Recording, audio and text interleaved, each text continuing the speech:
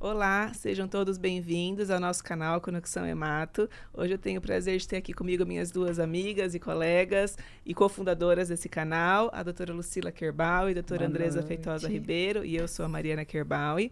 E hoje a gente vai conversar um pouquinho sobre um tema que a gente recebeu algumas perguntas, eu acho que muita gente quer saber um pouquinho mais, que é sobre, na verdade, policitemia vera, mas acho que a gente vai falar um pouquinho sobre quando acontece o oposto da anemia, né? Quando o paciente tem no seu hemograma um aumento dos glóbulos vermelhos. Doutora Andresa, a senhora quer começar explicando um pouquinho esse achado que muitas vezes a gente vê no hemograma? Então, só recordando, no exame de sangue, que é o hemograma, tem a série vermelha, a série branca e as plaquetas. A série vermelha, geralmente, a principal causa de preocupação é a anemia, né? Por falta de nutrientes, ou por uma doença da medula, ou por uma infecção. Mas muitas vezes chega o paciente quando ele tem excesso dos indicadores da série vermelha. Então, a hemoglobina muito alta, que é o pigmento da hemácia, ou hematócrito, que reflete a quantidade de glóbulos vermelhos aumentados. E isso pode ser uma coisa defeituosa da fábrica do sangue, que é essa doença policitemia, que é um aumento da produção dos glóbulos vermelhos de maneira descontrolada, vamos dizer assim, ou disfuncional. Ou pode também ser decorrente de outras causas, né? Esse aumento de glóbulos vermelhos pode ser decorrente de paciente fumante, né? Que tem um problema pulmonar, então precisa formar mais glóbulos vermelhos. Pessoas que vivem em altas altitudes, então realmente tem uma necessidade de mais glóbulos vermelhos para transportar o oxigênio.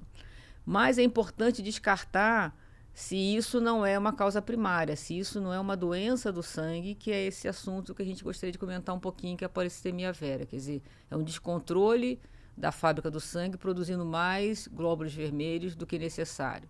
Bom, isso é bom?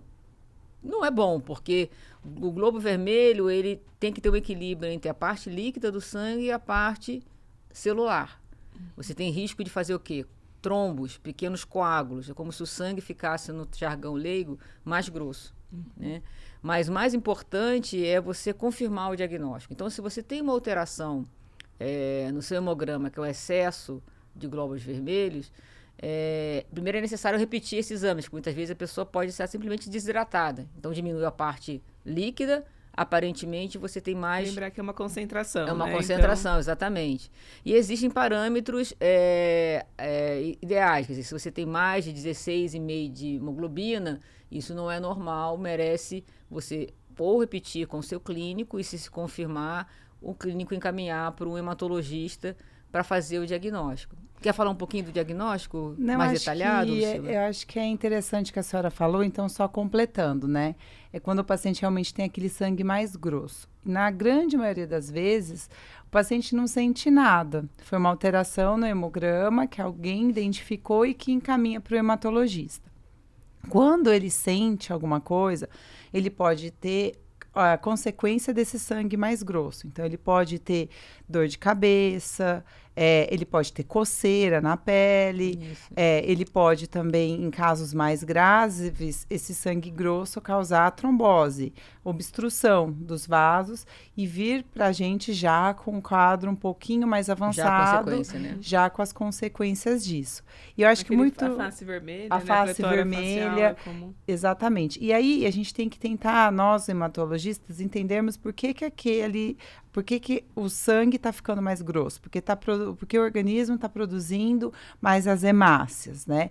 Então, se ele está tendo uma deficiência na parte de oxigenação, o organismo vai entender assim, vamos produzir mais o que carrega o oxigênio para tentar suprir aquele problema de falta de oxigenação. Então, muito bem falado, se ele mora, de repente, num lugar, ou está por um tempo, no lugar em que a quantidade de oxigênio do ar ele é menor, o nosso organismo vai responder, vamos produzir mais hemácias para transportar esse oxigênio. Por isso que, às vezes, a gente vê até, assim, se vai jogar em altas altitudes, os jogadores vão até antes para se adaptar.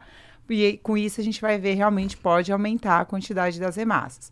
Se o pulmão não está oxigenando direito, então paciente que fuma, que já tem uma bronquite, ou é asmático, que tem ali algum probleminha no pulmão, ou tem uma fibrose do pulmão, consequência do ambiente em que ele trabalhou, o organismo também pode enxergar aquilo. Na parte de oxigenação que é importante, que a gente vê na prática clínica investigar, é a apneia do sono, É outra forma. Ele está uma coisa que não percebe que ele está por longos períodos, está roncando, faz apneia, também pode ser uma mensagem de que ele precise oxigenar mais o organismo e com isso produzir mais hemácias. E aí então é secundário, não secundário. Não é patológico. Exatamente. No sentido de ser uma causa hematológica, Exato. do sangue mesmo, da medula óssea. E tem um fator que eu particularmente acredito que vocês também recebam atualmente, que é o uso da testosterona, né? Sim.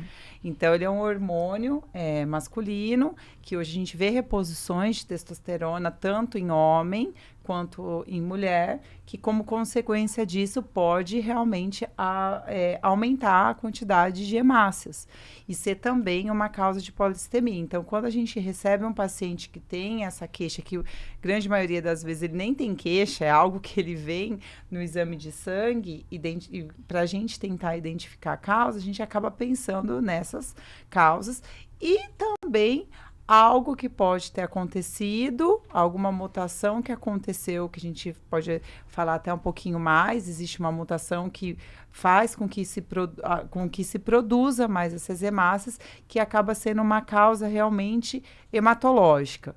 Então, lá a fábrica do sangue, que é a nossa medula óssea, ela vai ter um gatilho para se produzir mais as hemácias. E aí a gente tem uma causa por conta dessa alteração hematológica, e grande parte dos pacientes vão ter uma mutação no JAK, né? Uhum. E aí, consequente disso, ele vai ter uma doença, não só isso, mas junto com outras coisas que a gente identifica, inclusive quando a gente olha a medula do paciente, a gente acaba fazendo diagnóstico de polissemia vera. Uhum. Então, acho que acaba sendo, assim, o nosso diagnóstico e a nossa hipótese e a nossa investigação, chegando agora no né? diagnóstico, faz parte da nossa investigação, além de tudo isso que a gente comentou aqui, olhar com muito cuidado a questão da oxigenação, apneia, tabagismo, asma, olhar com muito cuidado toda a questão do que ele está usando, hormônios, mas também a gente faz uma dosagem no exame que é a eritropoetina. Uhum. A eritropoetina, ela é o nosso hormônio que normalmente todos nós temos, que é produzido na região dos rins, e ela faz a gente, estimula a medula, exatamente, a produzir os glóbulos vermelhos. Então, por exemplo, se o paciente tem um tumor renal que produz excesso dessa eritropoetina, ele pode levar a um excesso de produção de glóbulos vermelhos, sem o paciente ter uma doença hematológica propriamente dita, como a polissemia vera. Então, às vezes a gente faz um exame de imagem, se não tem nada no rim, se tiver alguma alteração na eritropoetina, e faz a dosagem mesmo, que está lá no nosso fluxograma, né, do diagnóstico, ver se ele está com a eritropoetina aumentada, né, ou não, junto com a mutação genética. Exatamente. E muitas vezes essa alteração de polissemia, às vezes ela cursa também não só com aumento dos glóbulos vermelhos, né? Às vezes também um pouco de aumento dos glóbulos brancos também, isso pode cursar, quer dizer, pode ter uma questão de proliferação, por isso que é chamada de uma doença mielo de medula proliferativa, né? Uhum. Um outro dado que também chama atenção para a gente pensar que seja uma causa primária, quando a gente fala que causa primária é uma neoplasia da medula óssea, esse paciente tem o baço aumentado. Então, tudo isso pode ajudar a falar, não, vamos investigar com mais atenção, pedir as mutações, ou mesmo avaliar a medula óssea, porque existem critérios que você lança a mão para fechar o diagnóstico. Felizmente, o tratamento é relativamente simples, né? E até muito curioso, porque é um nome que a gente acha até meio medieval, né? Se você tem um excesso de glóbulos vermelhos, você tem que tirar esse excesso de glóbulos vermelhos fazendo sangria, como se fosse uma doação de sangue. Né? Então, quando você confirma o diagnóstico, com tudo que as meninas falaram aqui, com mutações, com exame clínico, com exames laboratoriais, muitas vezes até o exame de medula óssea, que às vezes pode até prescindir deles, você define os riscos desses pacientes. Então, se o paciente nunca teve evento trombótico, é um paciente jovem, até 60 anos, a conduta você vai dar uma aspirina para evitar a trombose e retirar esse excesso de glóbulos vermelhos com retirada de sangue, são as sangrias. Só que esse paciente não pode ir no banco de sangue doar, porque a doação, lembra, a doação tem que ser uma pessoa sadia. Esse indivíduo vai, muitas vezes até mesmo um serviço de hemoterapia, mas para tirar o sangue, né? Geralmente é a mesma bolsa, a mesma agulha, os 400 a 500 ml, e você retira esse sangue até chegar a um hematócrito, que é um codificador desse glóbulo, para 45%, mais ou menos. E depois você vai acompanhando. Isso no paciente de baixo risco. Se o paciente já teve algum evento trombótico, é mais idoso, aí você tem que lançar mão de medicações. Então, o tratamento é relativamente simples, né? Você pode precisar de quimioterapia, mas é uma quimioterapia oral. Para diminuir a produção, né? Para diminuir a produção. Mas lembrar que o maior risco dessa doença são as tromboses, são os coágulos no sangue. Só que existe um grupo de pacientes que podem evoluir para uma outra doença a partir dela. Exato. Né? Ela pode a sangria a gente comentou um pouquinho, é a mesma sangria que a gente faz na hiperferritinemia, né? Que a gente comentou na hemocromatose, que a gente falou, a gente também faz aqui. E eu acho que é importante que a senhora falou focado, obviamente, como se o paciente tiver o diagnóstico de policitemia vera, mas a gente acaba recebendo como hematos, como clínico, os pacientes, por exemplo, que não têm um diagnóstico de policitemia vera, mas está com uma hemoglobina hematócrito muito alto por conta de uso de testosterona, por exemplo. E tem que lembrar que ele também está com risco aumentado de ter um evento trombótico. Então, a gente não pode... O sangue está grosso do Exatamente. mesmo jeito, né? Provavelmente, se o paciente parar de se expor àquele hormônio, é uma situação transitória que ele está vivendo, mas que a gente tem que, né, obviamente, aconselhar e orientar para que ele saia daquela situação de maior risco e volte, provavelmente quando ele parar, reposição hormonal, ele vai voltar aos níveis normais dele, mas naquele momento ele também está com risco maior de ter um evento trombótico, né? Que é uma tensão. Também, na hora que a gente está fazendo a história do paciente, tirando a anamnese, isso fica até uma dica aqui para os hematologistas, né? Ou os estudantes que pretendem ser hematologistas, que às vezes a gente, em fórmulas, muitas vezes, já aconteceu de receber paciente, eu tenho uma fórmula de vitamina que eu tomo, e aí a hora que você vai a fundo, ali tem alguns hormônios que às vezes o paciente nem sabe que está recebendo e que pode causar o excesso de glóbulos vermelhos e com isso trazer um risco trombótico para aquele paciente.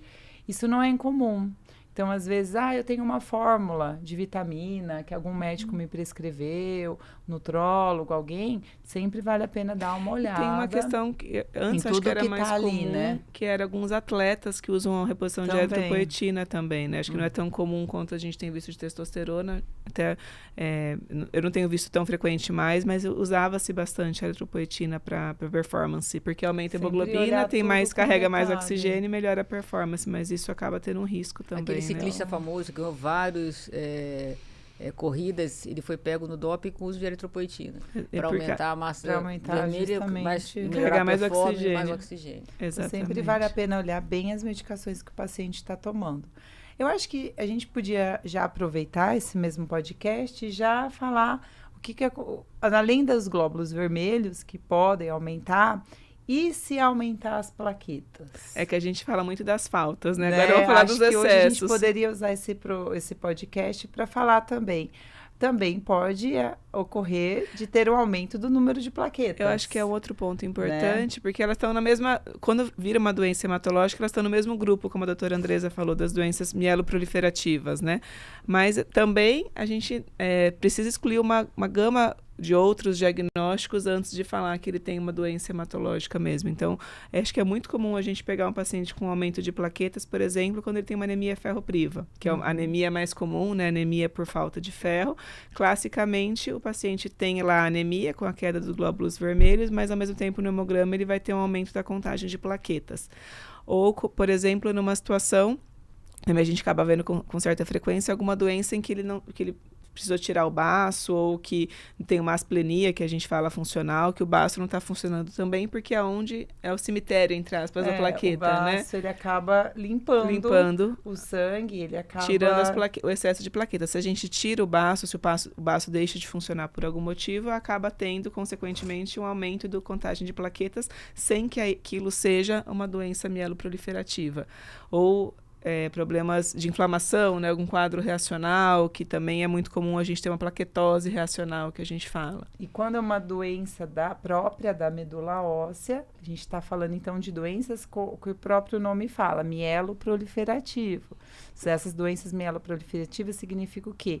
Que a medula óssea está tendo um start para produzir mais algum tipo de célula ou alguma classe de células. E aí, dentro dessas doenças mieloproliferativas, quando a gente tem um aumento do número de plaquetas, a gente pode ter o diagnóstico, então, de trombocitemia essencial. Então, da mesma forma que, então, a gente já falou da policitemia vera, agora a gente está falando, então, da trombocitemia essencial. E aí, nesse caso, a gente também tem algumas mutações que fazem com que há um disparo e que há uma proliferação de megacariócitos e outras alterações que a gente pode ver também na hora que a gente faz análise da medula óssea. E tendo aumento, o que são os megacariócitos? São as células que dão origem às plaquetas. Né, células precursoras das plaquetas. E aí, com isso, o paciente, então, vai vir no nosso consultório agora com um número excessivo de plaquetas, né? E aí, o que o paciente pode apresentar? Então, que é algo também que eu acho que vale a pena a gente conversar, né? Ele pode vir desde nenhuma queixa, assim como a gente falou, um achado no exame físico, ou ele também, ele pode apresentar um aumento de baço, também pode apresentar aumento de fígado, pode apresentar sintomas relacionados a vasos, né? Então, a gente vê que são pacientes que eles podem ter o fenômeno de Renault, que a gente fala, que faz uma vasoconstrição, a mãozinha, quando vai mexer numa água fria, fica mais escura, mais fria, e depois logo em seguida fica mais quente. Fenômenos de vasoconstrição, de vasos, até dor às vezes ele pode sentir, né? Nas mãos, pode também ter coceira, prurido também pode estar presente. E aí a gente vai ter que investigar se realmente aquela trombocitemia tem uma causa, e ali a gente faz então o estudo da medula óssea com a pesquisa das mutações, né? Quer dizer, a trombocitemia, então, é o aumento do número de plaquetas, né? Então, você tem lá, dependendo do laboratório, 400 mil, sei lá, e você tem uma quantidade maior, né, para avaliar. Quando você tem pessoas que chegam a ter 1 milhão de plaquetas, quantidade muito grande. Geralmente, isso é uma alteração na medula. Nesse caso, do aumento de plaquetas, eu acho que merece um cuidado, assim, um olhar mais atento, né? Porque o diagnóstico diferente é uma outra patologia que é mais grave, que é a mielofibrose. Muitas vezes a mielofibrose, embora tenha a medula cheia de fibrose, ela pode cursar inicialmente com aumento de plaquetas. Então, esse exige um olhar mais cuidadoso, e às vezes a biópsia de medula pode diferenciar uma coisa ou outra, né?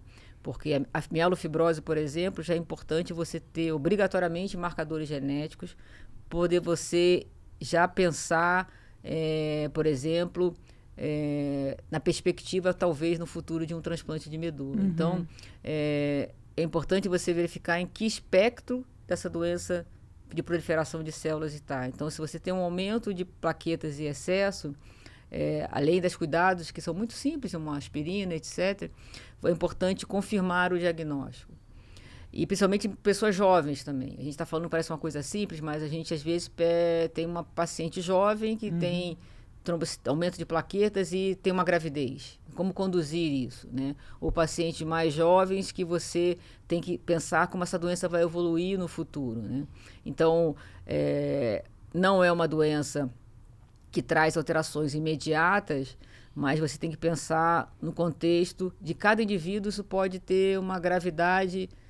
Um paciente mais idoso, você tem que ter um cuidado maior, mas a chance disso evoluir por uma fibrose é diferente de alguém que tenha, por exemplo, 40 anos. Então, mas só para não assustar as pessoas, se você olhar seu hemograma, sua plaqueta está aumentada, existem, como eu já falei, muitas outras causas, muito mais comuns até para a gente ter o aumento de plaqueta até chegar num diagnóstico hematológico. Mas é importante que um bom hematologista avalie define a causa. Né? Então, não é... Se você olhar o aumento de plaquetas, uma vez você faz um exame, tá? Seu nível é 400, está 400 400 mil, está 420 mil, não é para se preocupar. A gente Lembrar vai que seguir. o hemograma, na verdade, é onde se enquadra a maioria das pessoas. Você tem pessoas que têm normal e está um pouquinho acima, um pouco abaixo.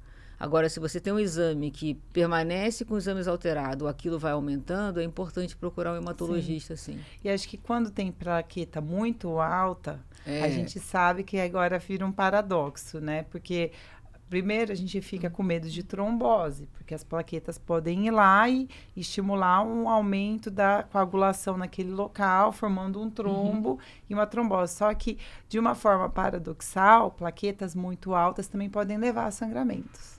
Sim. Né?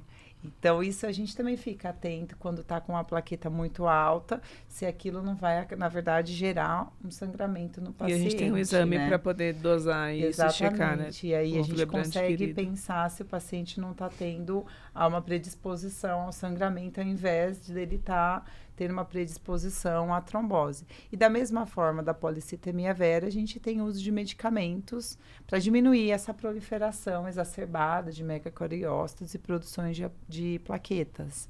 E que a gente hoje acaba controlando também, na grande maioria das vezes, com o uso de medicamentos, quando a gente tem o diagnóstico de trombocitemia essencial, né? Quer aproveitar e falar um pouquinho da mielofibrose, já que você tocou no assunto?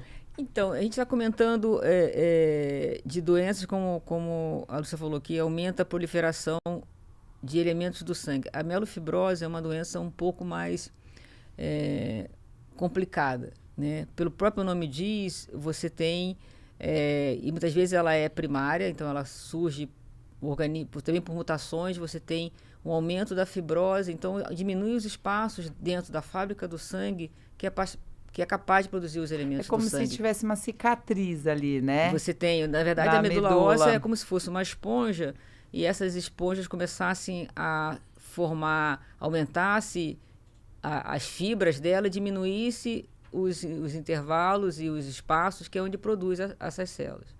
Essa doença, ela é um pouco mais grave, porque você está diminuindo a produção dos elementos do sangue, ela tende a evoluir, né? E você tem que ter maneira de você avaliar, é você ter marcadores de mutação. Isso é o fundamental hoje em dia. Então, se essa fibrose já está causando anemia, já está causando, inicialmente pode aumentar o número de glóbulos brancos, mas depois pode cair e pode surgir até células jovens. E o organismo tenta compensar fazendo os elementos do sangue fora da fábrica do sangue, que é a medula. Então, o baço vira um novo lugar para produzir os elementos do sangue. Às vezes, você tem outros lugares fazendo. E a única terapia que cura a mielofibrose é o transplante de medula. Existem medicações que ajudam a diminuir, porque o paciente tem muitos sintomas constitucionais, emagrece muito, tem febre, mal-estar, o paciente fica como se tivesse o organismo frequentemente inflamado. E uma mutação muito comum nessa patologia é o JAK2, que a gente chama. Então, existem medicações que são inibidores do JAK2 que diminuem o baço, desinflama o indivíduo, mas não cura, mas prolonga a vida do indivíduo. Então, você tem que juntar todos esses elementos e definir se o paciente tem indicação de um transplante, quando fazer esse transplante. Então, tem vários cálculos e algoritmos para você definir isso. Então, você tem classificações de baixo risco, intermediário 1, intermediário 2, ou mesmo alto risco, para você já desencadear a busca de um doador ou, inicialmente, tratar esse paciente. Nem todo mundo vai para um transplante, mas é uma doença mais grave. Muitas vezes a mielofibrose, ela é secundária, ela vem de uma policitemia ou ela vem de uma trombocitemia essencial. Então, ela já é o resultado de uma outra doença. E que confunde, né? Porque dentro da mielofibrose, apesar de ser a doença que está causando uma fibrose ali da medula óssea, e até como consequência disso, a gente vai ter muitas vezes no hemograma células jovens, que deveriam estar dentro da medula óssea, mas como essa fibrose vai tomando espaço, essa célula jovem pode estar na periferia. Então, a gente vê os precursores das hemácias no sangue periférico do paciente, que na verdade estaria na medula óssea, agora a gente identifica no hemograma. A gente olha o hemograma, a gente vê células jovens da parte dos leucócitos, né? Fazendo até o que a gente fala de um escalonamento. E na fase, antes de ter realmente uma fibrose grande, a gente tem até uma fase em que pode até aumentar um pouco a proliferação ali na medula óssea e acaba confundindo com as outras mieloproliferativas que a gente já falou, né? Doutora Andresa tocou num ponto importante, que o único tratamento hoje curativo é o transplante, mas eu acho que no caso da mielofibrose é o que a gente já discutiu em alguns podcasts, a gente tem que levar em consideração diversos fatores, né? Porque muitas vezes se o paciente, a gente pegar inicialmente no diagnóstico, mas fizer a caracterização genética, entender que ele é de um alto risco, mas ele ainda tiver uma performance boa, não tiver transfundido tanto, tiver um doador ideal que a gente começa a procura, ele vai para o transplante numa situação melhor. Agora, se é um paciente que ele já está mais idoso, a gente leva em consideração as comorbidades dele, se vale a pena realmente passar pelo risco do transplante, ou se a gente deve continuar apenas com medicações orais para controlar aquela doença. Então, a gente leva em conta uma série de fatores para entender qual que é o melhor tratamento para aquele paciente que está no nosso consultório. Não é porque o transplante é a única possibilidade de cura que ele é bom para todo mundo. Exatamente. Isso que porque o transplante implica em mortalidade, né? As pessoas, tem o risco das pessoas morrerem do procedimento. Existe também uma morbidade, né? Pode ser, o indivíduo já tem outras patologias e o transplante piorar, então ele ficou bom de uma doença, mas piorou uma outra e a qualidade de vida está ruim. Né? Então e agora existem outras drogas surgindo na mielofibrose, pelo menos 2 novas drogas no mercado que ajudam a você ter como alternativa contra a que a gente tem atualmente. Então isso é muito importante. Às vezes também o paciente não tem a possibilidade de fazer no início, por causa de não ter o doador ideal, não tem comorbidade, mas você começando medicações orais, ele passa a ter uma indicação. Né? Então, mas isso é verdade. Melhora a performance dele, né? Que é o que a gente quer. Exatamente, mas eu acho que existe, na verdade, a mielofibrose, ela exige um olhar multiprofissional, né? Se o paciente é idoso, um geriatra, se ele tem um hematologista clínico, ter um parecer de um médico que faz transplante, muitas vezes também isso às vezes não se conversa, ele é um paciente mais complexo do que da plaqueta alta, que é a trombocitemia, ou dos glóbulos vermelhos mais alto, que é a policitemia vera. Então, exige um debruçar mais alto. E esse, efetivamente, você tem que lançar mão de análises genéticas, porque isso é fundamental para você avaliar. Porque muitas vezes também a doença pode, da mielofibrose, evoluir também. Então, isso é importante você mapear. Os testes genéticos estão cada vez mais disponíveis, né? Tem um certo valor, não é barato, mas você consegue traçar uma estratégia para o seu paciente com dados mais palpáveis do que apenas... Você individualiza o tratamento. Você não coloca o indivíduo numa curva onde 1000 pessoas evoluem. É aquele indivíduo que tem aquele perfil... A medicina de precisão que a gente exatamente. Bom, gente, eu acho que vale a pena só a gente frisar que hoje a gente quis falar dessas doenças... Quando se tem demais. Não, porque foi justamente doenças que vocês pediram pra gente nos nossos canais, pedindo pra gente conversar sobre mielofibrose, policitemia vera, trombocitemia essencial. Então, a gente está seguindo o pedido e atendendo o pedido de vocês. Então, se vocês tiverem algum outro assunto de interesse, escreva, porque a gente está ali anotando e com certeza vai ser trazido num próximo podcast. Tá? Isso. Então, eu agradeço a presença das minhas amigas aqui e já vamos para o próximo. Segue a gente nos nossos canais e deixem seus comentários. Obrigada pela atenção aí. Esperamos novas sugestões e conto com vocês para acompanhar-nos no YouTube, no Spotify, no Instagram. É isso aí. Até a próxima, gente. Até a próxima. Tchau, tchau. Tchau.